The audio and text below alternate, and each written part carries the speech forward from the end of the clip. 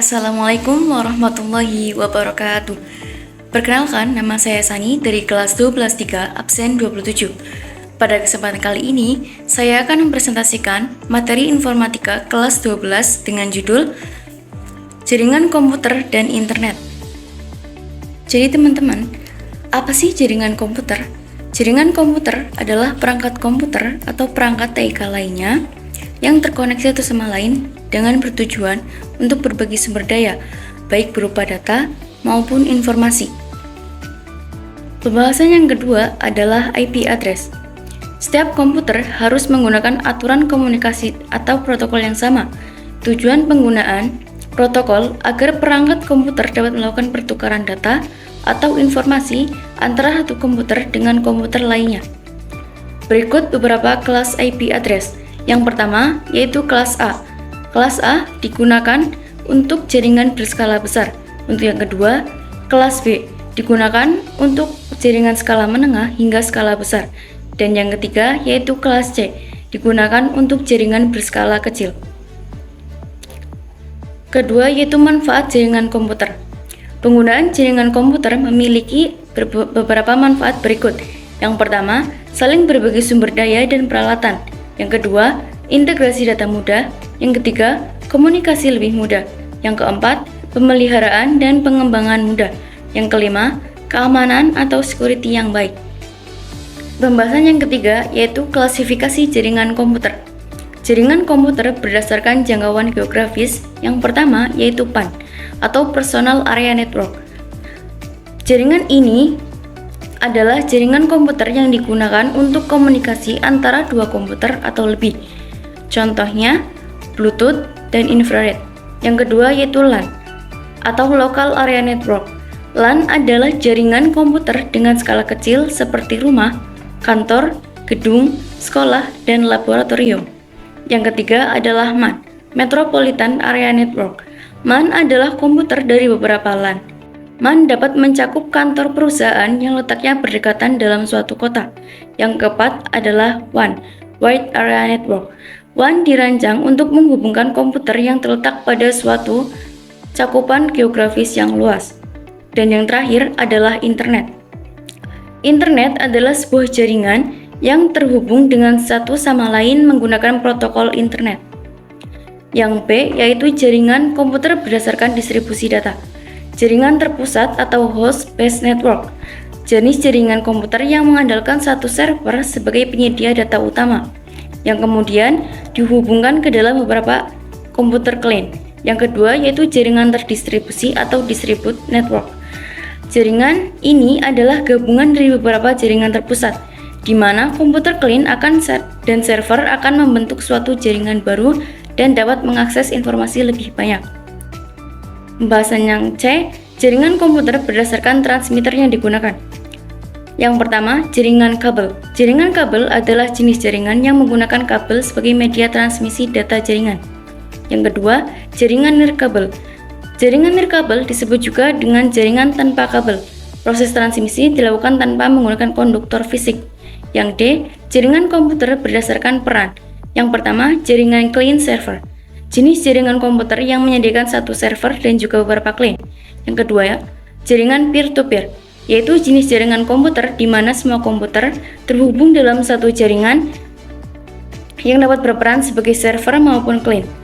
Pembahasan yang keempat adalah topologi jaringan komputer.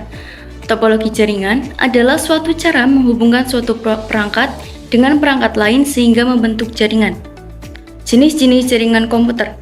Yang pertama yaitu topologi bus, yang kedua topologi star, yang ketiga topologi ring, dan yang keempat topologi mesh, dan yang terakhir adalah topologi hybrid. Yang pertama yaitu topologi bus. Topologi bus dibangun menggunakan kabel koaksial dengan terminator pada setiap ujungnya. Yang kedua, topologi star.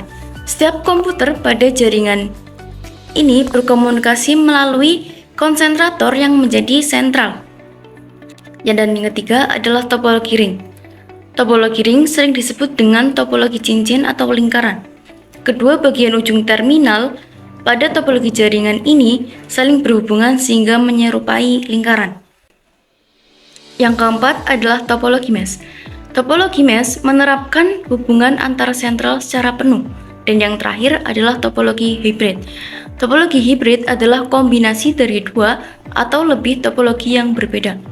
Pembahasan yang kelima yaitu aspek teknis jaringan komputer. Yang pertama, analisis kebutuhan.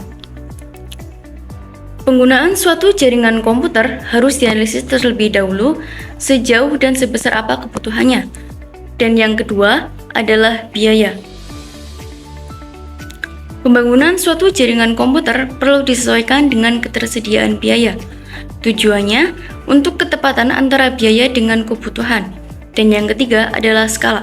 Aspek skala ini terkait dengan luas ruangan atau bangunannya akan disediakan jaringan komputer dalamnya, serta terkait juga dengan keluasan makayanya. Untuk yang keenam, komponen jaringan komputer. Yang A, perangkat keras jaringan komputer. Terdapat 9 perangkat keras jaringan komputer yang akan saya bacakan. Yang pertama, Network Interface Card, yaitu perangkat keras jaringan komputer yang memungkinkan komputer untuk terhubung ke jaringan. Yang kedua adalah switch. Switch adalah perangkat keras jaringan komputer yang memiliki kegunaan untuk berbagi sumber daya. Yang ketiga adalah hub, yaitu bentuk sederhana dari switch.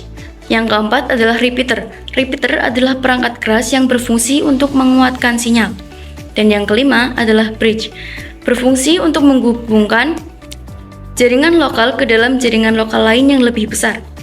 Dan yang keenam adalah router, yaitu perangkat keras yang memiliki kegunaan untuk menyebarkan koneksi internet. Yang ketujuh, access point, yaitu access point memungkinkan perangkat nirkabel untuk terhubung ke jaringan kabel. Dan ke-8 adalah modem. Modem adalah perangkat keras jaringan komputer yang banyak digunakan untuk melakukan koneksi internet. Dan yang terakhir adalah kabel jaringan.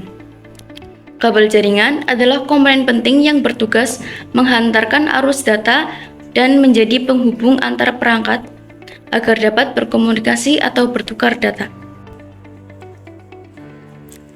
7. Lapisan informasi dalam sistem jaringan komputer.